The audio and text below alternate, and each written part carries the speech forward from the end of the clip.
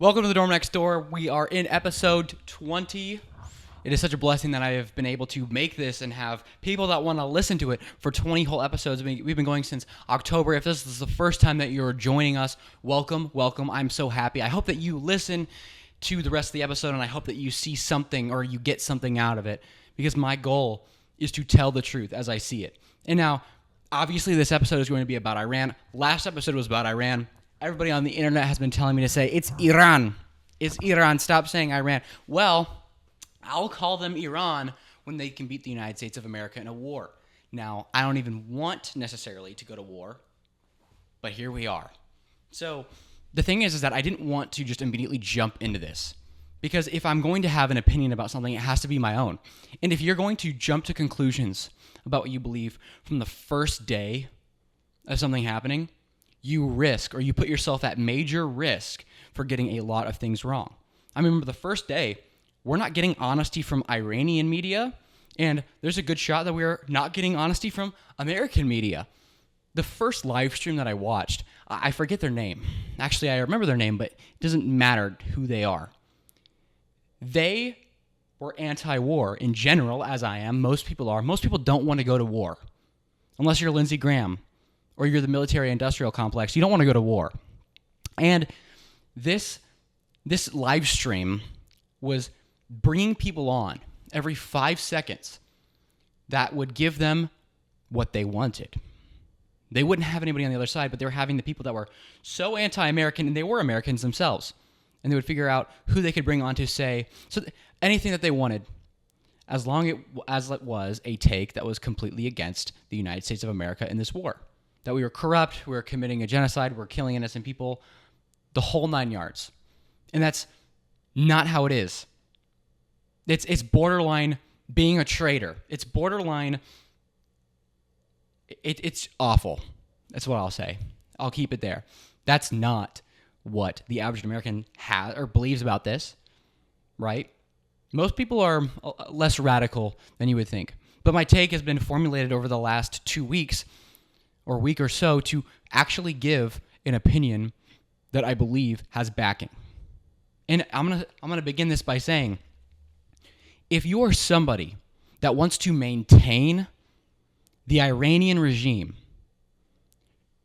for no other reason than that it opposes Israel, or that this regime is opposing the United States, which just wants an endless war, if that's your reason and you genuinely want to see Iran maintain its regime because you think that it's cool that it's some resistance to the West, then shame on you. They've killed 30,000 people in the last few months. Since like December, they've killed 30,000 people. If that's your main reason, nobody in their right mind thinks that this regime should continue.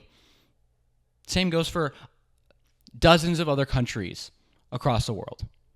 But when they are killing the people that are trying to bring about change in their country, it doesn't matter what side you are in this war, it's wrong. But before I go into the rest, I just wanted to say that specific thing. This isn't, my take on this situation isn't anti-Trump necessarily. I'm just trying to call it how it is. Earlier today, I made a video about my concern that he seemed relatively casual when he was referring to, in his interview with Time Magazine, the kind of really the possibility that Americans would be killed on American soil. He said, I guess, referring to whether or not Americans should be worried about it. There must be more to it. But that was a genuine concern that I had in the moment for my country. Because so often we can put somebody like Trump, and we can think of them more highly than God had ever intended. There are people on this planet that pray to Donald Trump. One of my professors was literally just telling me a story about that today, and how somebody would call into the congressional office when he was working in it, and literally ask, hey, can we pray to President Trump? Not for, but to. So if you've been following along, we've been hearing kind of a slew of different reasons as to why we're going to war with Iran. We've been hearing 3 major reasons as to why we started this conflict. And we're not even technically even at war. Congress has the ability to declare war. The United States of America does not. We have the ability to preeminently strike another country if they are an imminent threat. So are they? Is the major question. Are they actually an imminent threat to United States safety? So the three reasons why we are hearing about these strikes is that the United States of America was preeminently striking Iran before they could come up and create a nuclear weapon. That is the first reason why. The second reason we are told is in order to enact regime change and to begin regime change and get rid of the Ayatollah. And that has been the newer reason why. That's been the newer goal when at the very beginning, they kind of made themselves very, very clear that the goal was not regime change, and all of a sudden it is. And the third reason why, and this was something that Marco Rubio said, whether it was a Freudian slip, I don't know, but he did say this. And people misspeak all the time, but he did say, in fact, that the reason why we are attacking Iran, I said it correctly that time, is because Israel was going to do it anyways, therefore we had to do it. That's why we are attacking Iran, is because it didn't matter what the United States thought about it. Israel was going to attack no matter what, and most likely they would have used greater force. If you're able to, if you're not driving right now, I want you to look up the Samson option. And essentially what that is it's Israel's strongest kind of negotiation tactic. And that is they will threaten to use nuclear weapons during negotiation talks. And the crazy thing about that is they're not even honest about the fact that they have them, even though they've had them since the 1960s. So this is a major, major problem here. But Iran creating a nuclear weapon is something that is extremely complex. Because is it actually happening? Well, the closest that they are, it has been since 2021, from 2021 to 2025, they created up to 400 kilograms of 60% enriched uranium, which there is no practical use for it. So Iran has not had a steady nuclear weapons program since 2003, where they got major pushback specifically from the United States, Saddam, where they canceled it. They were in the process of creating a nuclear weapon at the time, but they haven't done that in 23 years. And the United States intelligence clarifies the fact that Iran has not been in efforts to create a nuclear bomb, or at least had a formal program to do so, in 23 years at this point. But 60% enriched uranium has no use because they don't have a nuclear weapons program. They have a nuclear program in general for things such as energy. And you do not need 60% enriched uranium to create. You do not need 60% enriched uranium to create anything other than a nuclear bomb, which would be enriched to 90%. And 90% is the key number for creating a nuclear weapon. You go from 60% enrichment to 90% enrichment in a matter of days, up to a week. So they technically haven't had a program, but they have it so if they decided to, they could create a nuke within a week. But is that a preeminent? Does that mean that we need to strike them preeminently because they're a strike to the United States of America? No, because they wouldn't have a ballistic missile unless they had a consistently known, which would be known by U.S. intelligence in a heartbeat, if they had a consistent nuclear weapons program for 10 years. They would not be able to reach the United States of America with a strike until 2035. That being said, our presence in the Middle East would be threatened. But do we have any reason to believe that they would strike us? Not necessarily. The main reason why Iran would ever want a nuclear weapon is because Israel has them. And so it's a way that Israel has been able to bully the rest of the Middle East because they are one of the only countries that has them. I'm probably wrong, but I'm not really aware of another country that has them, or at least to this capacity. They have approximately 70 nuclear warheads at this point, and Iran could have 10. But U.S. intelligence reports that Iran has not been building a nuclear weapon. Even in 2025 in June, Tulsi Gabbard said they are not building a nuclear weapon. But it is really sketchy when you get to 60%, knowing that 90% is the key figure, which you could reach extremely, extremely quickly. Iran's civilian nuclear program could be a threat. But we shouldn't be in the world of could-be's. Because a could-be is not why you overthrow a government or attack them. In 2003, when we invaded Iraq, it was because we knew that Saddam Hussein had weapons of mass destruction, even though it ended up being a lie. Under the 1968 Nuclear Non-Proliferation Treaty, which Iran signed, meant that they were allowed to have or to use nuclear science in order for civilian purposes. Like I said in the past, energy and other things like that. So Iran's weapon development has not been aimed at the United States, but it is to counter Israel's aggression in this way, in this manner. They haven't gotten along since, let's say, the 1950s. But if you jump to regime change, which is the reason why we are going to stick around, right? We jumped from not wanting the United States to be involved and the government making that clear for the sake of regime change, and then we jumped to Trump saying that he wants a say in who the next leader of Iran is. That means that we are now participating in a regime change. So if you look at Iran, a lot of them are stoked. And I do not blame them. But as the consequences which take place after, which is why we need to be extremely, extremely careful, and why, frankly, my opinion is that we shouldn't be involved in a regime change at all, nor this war. Because we preemptively struck them, because if we had not, the likelihood of Israel using a nuclear weapon on Iran is a lot higher. J.D. Vance, that seemed like he was against the war at first, told President Trump that if he was going to strike Iran at all, then he had to go hard. He had to strike much harder, which got us into the situation that we are in now. Trump is good at these things when he's on his own. It's the influence around him which ruins the presidency. That's my hot take at the moment. And I think we'd mostly agree. Because even in the past, he spoke out against war against Iran a lot. He believed in around 2012 that if President Obama's favorability and popularity slipped, then he was going to go to war with Iran in order to salvage it. He's somebody that in 2015, he confronted Jeb Bush, talking about George Bush, his brother, about the fact that going into Iraq was a major, major mistake because it cost $2 trillion. I think at this point, countless lives were lost. And we don't even have a stable Iraq at this point.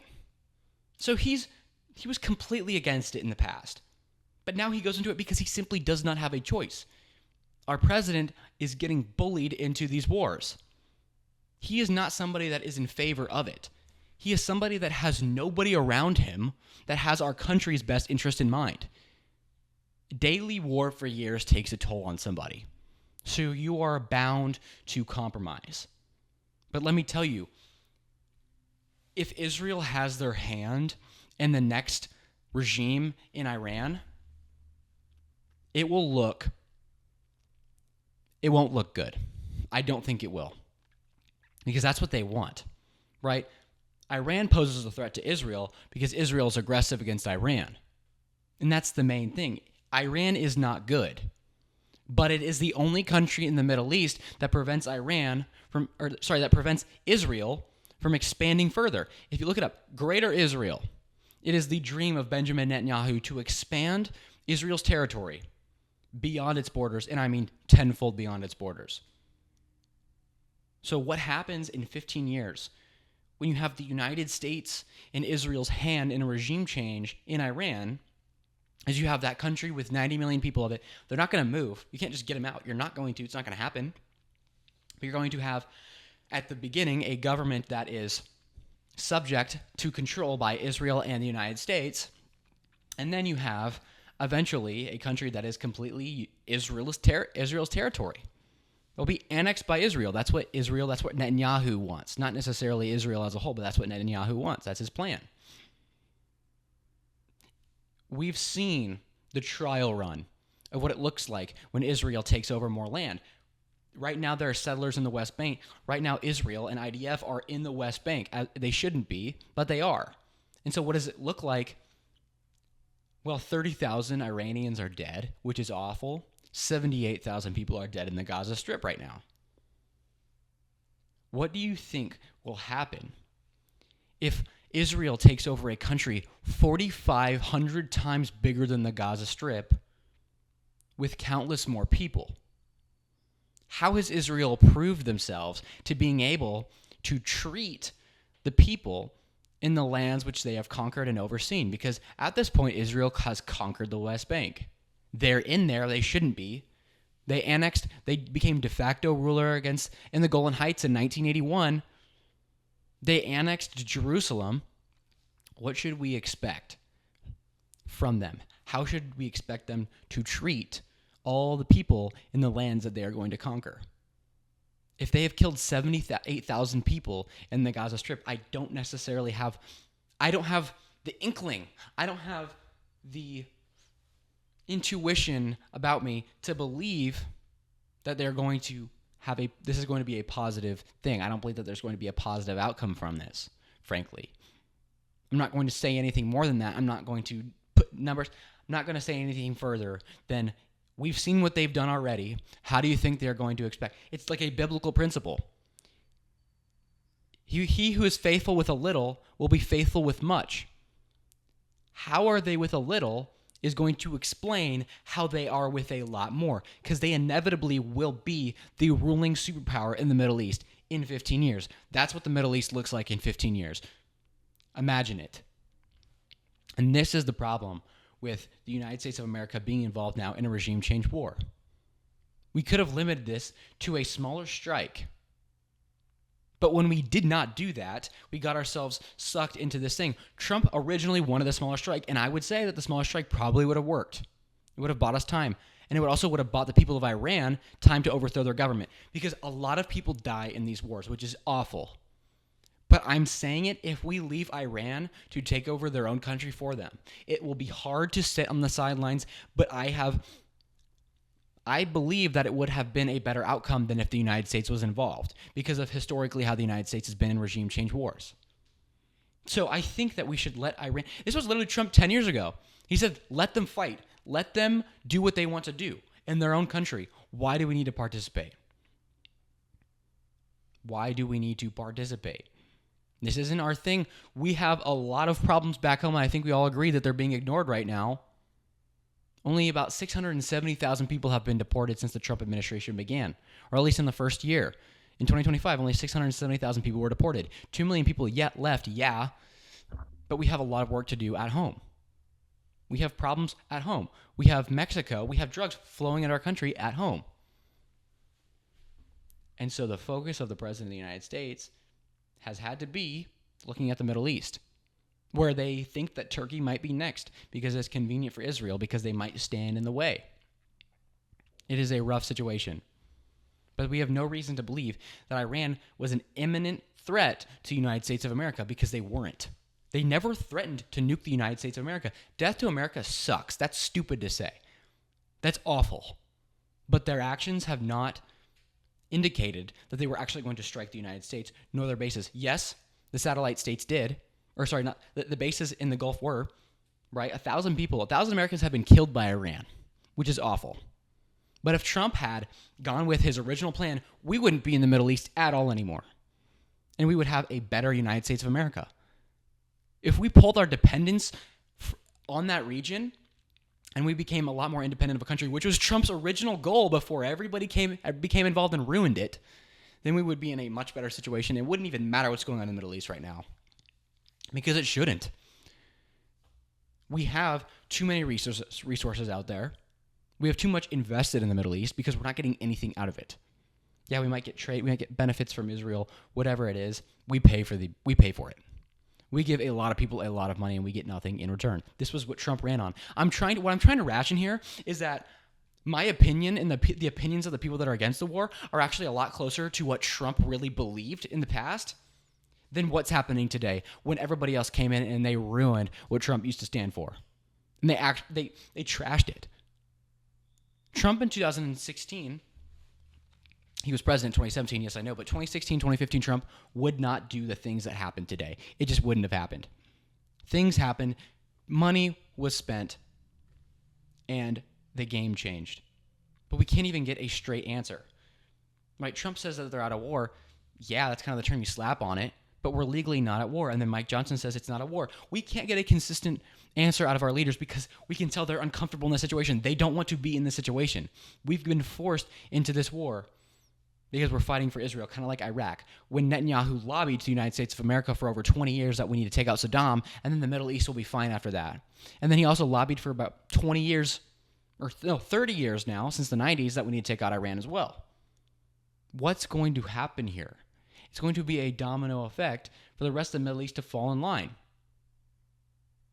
So the war, the effort, it is regime change. That's why Israel shows aggression to these countries in the first place, which ended up getting us in this position. This hasn't even been something that has been imminent since 1979. This has been something that's been imminent since 1953. When we overthrew when us and the British overthrew the first government in Iran because they wanted to nationalize their oil supply. So the answer is that it's truly awful, and we've been forced into this war. But we didn't really necessarily have a choice, and that's the scariest thing. That is so scary. I don't know if there's much else to say outside of that, other than the fact that it's an absolute tragedy that we're here right now.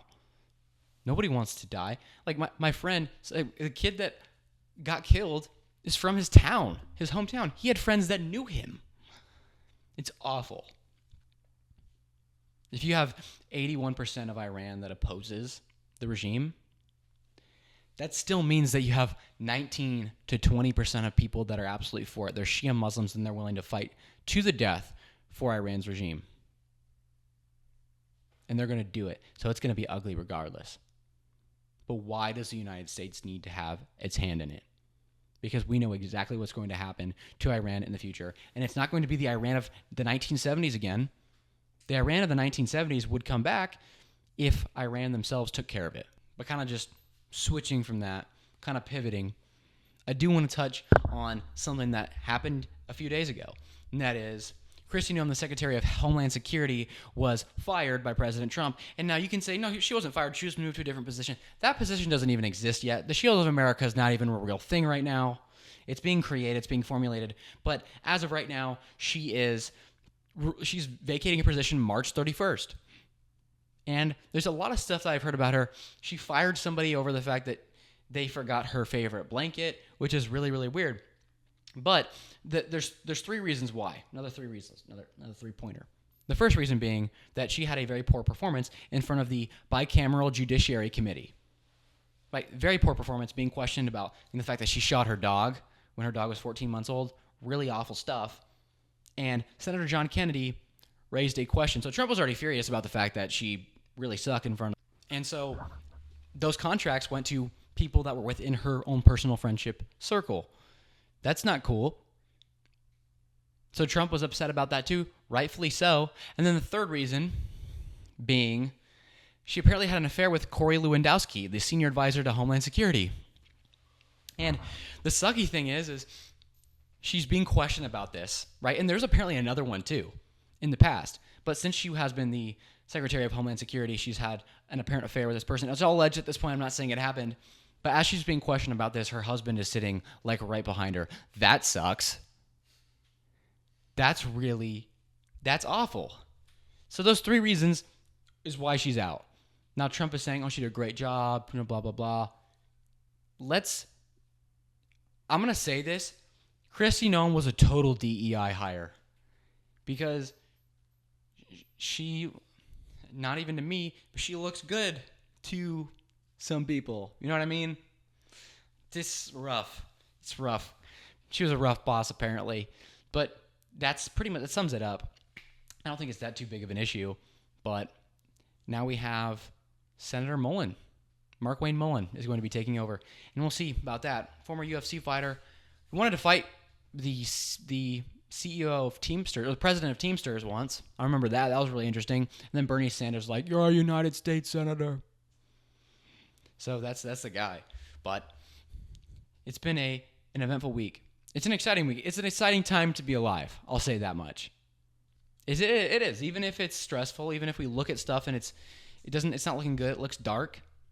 Well, it's because the world is dark. It's ever growing darker.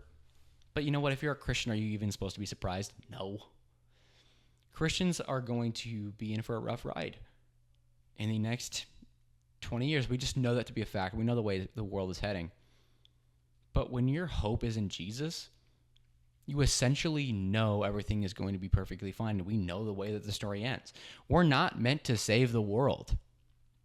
If you're thinking you're going to save the world, there's people that do, you're wrong. You were always meant to just try and make the world a little bit better of a place. for the sake of God. If that means putting yourself at risk, you're not supposed to live comfortably. People are afraid of doing the right thing because it comes at a cost, right? Even if that means somebody's car dies and you have to help them push it, it comes at a cost. Energy. You might be embarrassed for people to see you pushing a dead car. People actually think that. It happens. But you can't save the world. You can make it better. Jesus has always been the one that's going to save the world. We know that. There's so many things that are happening outside of our control, and we're finally learning the extent to which that is happening. We had no say in this war, and the United States didn't even really have a say in this war. We might be able to fire the bomb to say that Iran was a threat, but we know that there is a country in the Middle East that got us drugged straight into this fight, and that 99 out of 100 of our representatives is going to go along with that as well for the sake of that little nation state in the Middle East. It is a crazy reality in which we live. It's a crazy life in which we live. But I'm telling you right now, if the world will only make sense to you if you're a Christian. It really will. You're the only way that you're going to have peace in the direction that the world is heading is if you have Jesus Christ. Say what you want about Allah. He's not real. That's all pretty much that I have to say about that. It's an exciting time to be a Christian and be alive because you understand that Jesus is coming back soon and there's nothing the world can do about it.